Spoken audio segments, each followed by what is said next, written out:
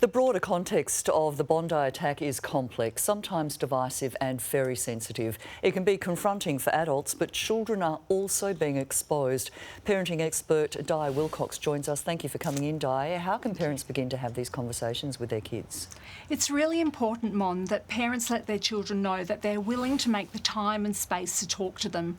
And when your children have questions, you need to be prepared to answer them the best you can, but validate their feelings. You can say things like, I'm listening to you and I can hear that you're worried or you're scared.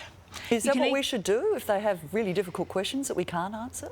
Well, if there are difficult questions, it's okay to say that, I'm sorry, I don't know the answer to that. If it's appropriate, you can say to them, look, I'll go and try and find the answer. Otherwise, you can say, I don't have the answer, but I can see you're upset, so let's work through those feelings together. Because it's not just what happened, is it? It's also the horrific images that we're seeing. Can we protect them from that?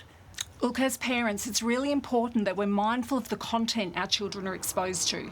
So if we're watching TV or the internet, our children could be looking over our shoulder. Or if we're having adult conversations, our child looks like they're engaged in an activity, but they're actually listening. We need to be very aware of what they're listening and seeing and be prepared to have conversations if they're old enough to do so.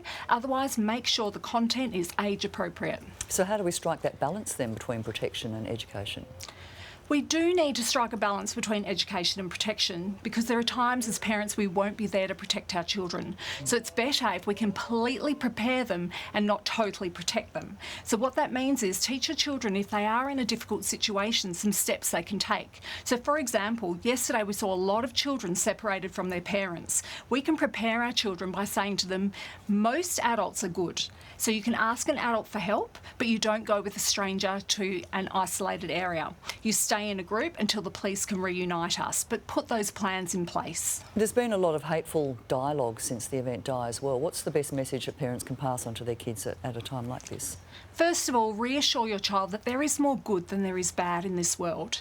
And you also need to reassure your child to look for the good in an awful, awful situation. So for example, the community members, the police, the paramedics and everyone that came together to support those people are working together for the good. You can also help children because they want to make a positive difference. They feel helpless in this situation. So you can say to them, why don't you make a get well card for those who were injured or a thank you card to the community members that helped, and your child then feels they've got something positive to do. You also need to remind your child that we live in a very multicultural society with different values and beliefs, and we treat everyone with respect and kindness. Parenting expert Di Wilcox, appreciate your time this afternoon. Thank you.